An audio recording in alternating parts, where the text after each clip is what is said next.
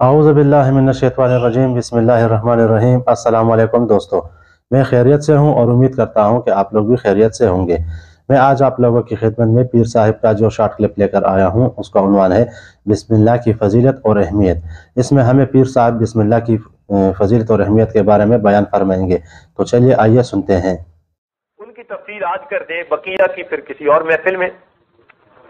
एक है हर काम करते पहले, अच्छे काम से पहले बिस्मिल्लाह पढ़ना। अब ये सुन्नत मुबारक है, लेकिन एक छोटा सा अमल भी हमारी जिंदगी में नहीं होता।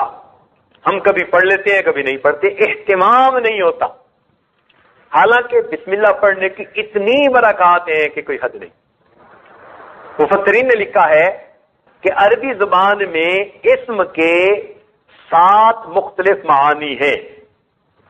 अरबी जुबान में इस्म का लफ्ज जो है वो 7 मुख्तलिफ मानी में इस्तेमाल होता है।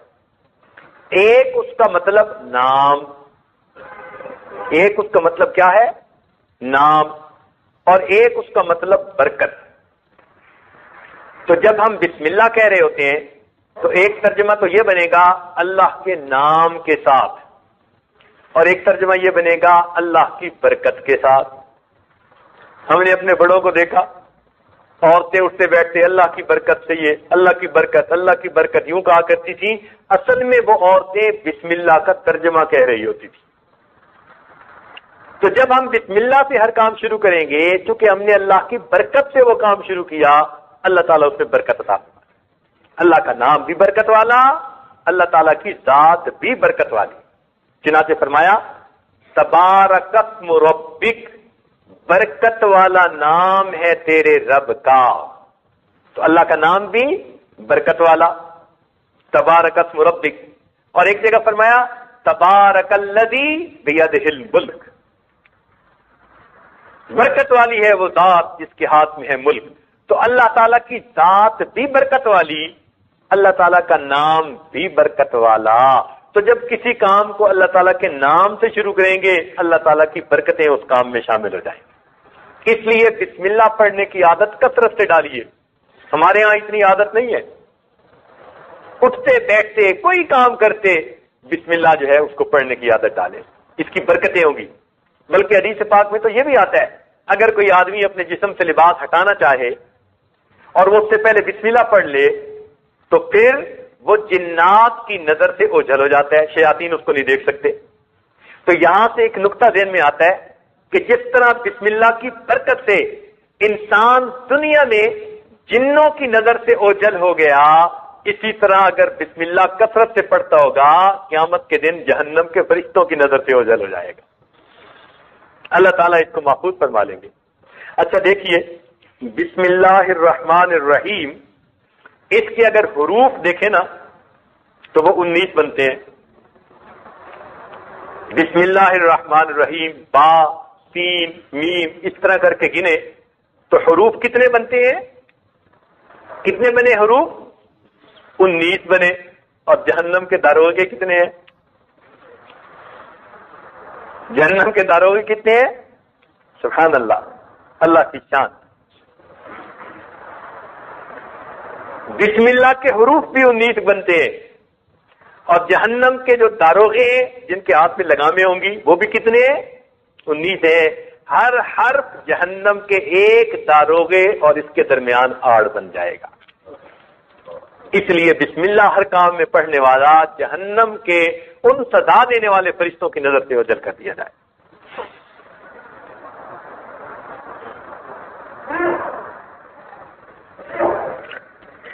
बिस्मिल्लाहिर्रहमानिर्रहीम में अल्फाज कितने हैं? 4 अल्फाज कितने हैं? एक इस्म का लफ्ज और एक अल्लाह का, और एक अर्रहमान, और गुनाह भी 4 तरह के होते हैं। जाहिरी गुनाह, बातनी गुनाह, दिन में किए या रात में किए, 4 ही तरह की पॉसिबिलिटीज होती हैं। तो 4 अल्फाज हैं, 4 ही तरह के गुनाह मुमकिन है। उलमा ने लिखा जो बंदा कसरत से अपनी जिंदगी में बिस्मिल्लाहिर्रहमानिर्रहीम पढ़ने का आदी होगा, اس کے یہ 4 الفاظ چاروں طرح کے گناہوں کی بخشش کا سبب بن جائیں گے.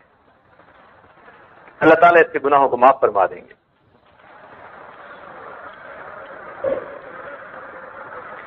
اور ویسے بھی دیکھیے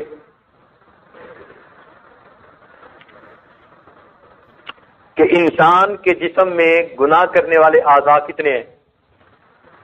7 ہیں. اگر گنے نا ہاتھ، پاؤں، آنکھیں، کان، زبان، منہ جو ہے، دماغ، یہ 7 اعضاء، شرمگاہ 7 بنتے ہیں. اور جہنم کے دروازے کتنے ہیں؟ 7 اعضائے گناہ ہیں اور 7 ہی تو جب 7 اعضائے گناہ ہیں اور 7 ہی جہنم کے دروازے ہیں تو کیوں نہ ہم بسم اللہ الرحمن الرحیم کثرت سے پڑھیں تاکہ اللہ تعالیٰ قیامت کے دن ہمیں جہنم کی عذاب سے معافی عطا فرما دے. اس کے 19 حروف جہنم کے 19 داروغوں اور ہمارے درمیان میں آڑ بن جائیں. اچھا ایک بات ہے کہ جب کسی آدمی کا خط آتا ہے نا تو خط کے شروع میں جو لکھتے ہیں نا اسی سے پتہ چل جاتا ہے کہ اس کا موڈ کیسا ہے. اگر وہ آدمی ناراض ہو نا تو خط کی ابتدائی ذرا ایسے لفظوں سے کرتا ہے کہ جس سے ناراضگی ہوتی ہے. اور اگر محبت ہو اس میں تو میرے پیارے پیارے بیٹے کہ بھئی باپ کے دل میں بڑی شفقت ہے. تو خط کے عنوان سے ہی خط لکھنے والے کے ارادے کا پتہ چل جاتا ہے. بالکل اسی طرح بسم اللہ الرحمن الرحیم یہ پورے قرآن کا عنوان ہے، ابتدا اس سے ہو رہی ہے. اب ہم اگر اس پر غور کریں تو یوں معلوم ہوتا ہے کہ پروردگار فرماتے ہیں بسم اللہ الرحمن الرحیم، کیونکہ اس میں رحمت کے دونوں ناموں کا تذکرہ کر دیا. معلوم ہوا اللہ کا ارادہ بندوں کے بارے میں خیر کا ہے. ورنہ تو بسم اللہ الواحد القہار بھی کہہ سکتے تھے، ہو سکتا تھا یا نہیں؟ یوں فرما دیتے بسم اللہ الواحد القہار، بسم اللہ القہار الجبار. نہیں، قہار اور جبار کی بات نہیں کی، بات کی تو کس کی؟ رحمان کی. اور یہ بھی مزے کی بات کہ اللہ تعالیٰ کے 99 صفاتی نام ہیں اور ہر نام اللہ تعالیٰ کی ایک صفت کی طرف اشارہ کرتا ہے. فقط رحمت وہ صفت ہے کہ جس صفت کی طرف اللہ کے 2 نام اشارہ کرتے ہیں. تو یہ اس بات کی دلیل ہے کہ رحمت کی صفت دوسری صفات پر غالب ہے. باقی ہر صفت کے بدلے ایک نام اور رحمت کی صفت کے بدلے تو 2 نام، تو اسی لیے نا کہ ہے بہت زیادہ. اس لیے فرمایا ان رحمتی وسعت کل شیء، میری رحمت ہر چیز سے زیادہ وسیع ہے. تو دیکھیے ہر کام میں بسم اللہ پڑھنے کی عادت ڈالیے. یہ نہیں کہ فقط کھانے سے پہلے بسم اللہ، ہر کام میں کوئی بھی کام ہے، اچھا کام ہے، آپ اس میں بسم اللہ پڑھنے کی عادت ڈالیے، پھر آپ کی زندگی کے اندر برکتیں آئیں گی. اسی طرح الحمدللہ کہنے کی عادت ہم میں بہت کم ہے. کہیں کہیں کہہ دیتے ہیں، ہر وقت نہیں کہتے. الحمدللہ کہنے سے انسان اللہ تعالیٰ کی نعمتوں کا شکر ادا کرنے والا بن جاتا ہے. چنانچہ علماء نے لکھا ہے کہ الحمدللہ کے 8 حروف ہیں. الحمدللہ کے کتنے حروف ہیں اور جنت کے دروازے کتنے ہیں؟ ماشاءاللہ. یعنی الحمدللہ کا ہر حرف جنت کے دروازے کی کنجی بن جائے گا. اور یہ بھی مزے کی بات دیکھیے کہ جہنم کے دروازے 7 اور جنت کے دروازے، معلوم ہوتا ہے کہ اللہ تعالیٰ جنت میں زیادہ لوگوں کو بھیجنا چاہتے ہیں. بھائی جدھر زیادہ رش کی امید ہوتی ہے ادھر زیادہ بندہ پروویژن کر دیتا ہے نا. ایسا ہوتا ہے کہ نہیں ہوتا؟ پہلے سے ہی پروویژن زیادہ کر دی جاتی ہے، تو ادھر رش لگے گا، ادھر زیادہ پروویژن کر دو. تو اللہ رب العزت نے جہنم کے دروازے کتنے بنائے اور جنت کے دروازے کتنے بنائے؟ 8 بنائے. تو اللہ تعالیٰ چاہتے ہیں کہ تم ادھر زیادہ جاؤ. ہم اگر اللہ تعالیٰ سے توبہ کریں گے اور معافی مانگیں گے تو پروردگار ہمیں جنت کی طرف بھیج کر خوش ہو جائیں گے. تو الحمدللہ اس کے 8 حروف اور جنت کے 8 دروازے. سبحان اللہ. دیکھیے لا الہ الا اللہ محمد الرسول اللہ، یہ کلمہ ہے، اس کا ذکر کرتے رہتے ہیں اکثر لوگ. اس مہینہ میں اس کا زیادہ ذکر کرنے کا حکم دیا گیا. حدیث پاک میں آتا ہے کہ اس مہینہ میں تم لا الہ الا اللہ کا زیادہ ذکر کرو. لا الہ الا اللہ کے 12 حروف بنتے ہیں. لا الہ الا اللہ کے 12 حروف بنے. سبحان اللہ. لا الہ الا اللہ کے کتنے حروف بنے؟ اور محمد الرسول اللہ کے بھی 12 حروف بنے. سبحان اللہ. اس کا مطلب یہ ہوا کہ جو آدمی دوام کے ساتھ لا الہ الا اللہ کا ذکر کرے گا، اس کے 12 حروف ہیں، اللہ اس کے بدلے 12 مہینوں کے گناہ معاف فرمائیں گے. اور جو لا الہ الا اللہ کا ذکر کرتے ہوئے محمد الرسول اللہ بھی وقتاً فوقتاً پڑھے گا، تو دونوں کے ملا کے کتنے حروف بنے؟ اللہ تعالیٰ 24 گھنٹوں کے گناہ معاف فرما دیں گے. لا الہ الا اللہ کا ذکر کثرت کے ساتھ کیجئے. دیکھیے لا الہ الا اللہ محمد الرسول اللہ، اس میں کہیں نقطہ نہیں نظر آتا، کوئی نقطے والا حرف نہیں ہے. کیا مطلب؟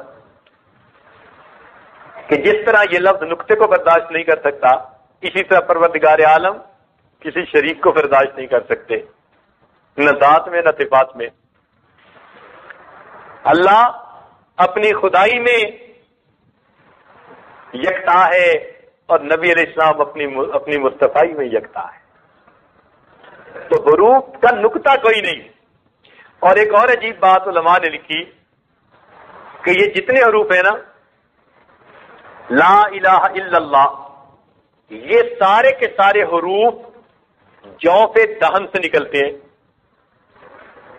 لا الہ الا اللہ، حروف شفوی ان میں سے کوئی نہیں ہے کہ ہونٹوں سے نکلے. کوئی ہے لا الہ الا اللہ میں؟ آپ اس کو پڑھ کے دیکھیے، آپ کے ہونٹ سے کوئی لفظ نکل رہا ہے؟ نہیں نہ نکلتا. تو لا الہ الا اللہ کے حروف کہاں سے نکلتے ہیں؟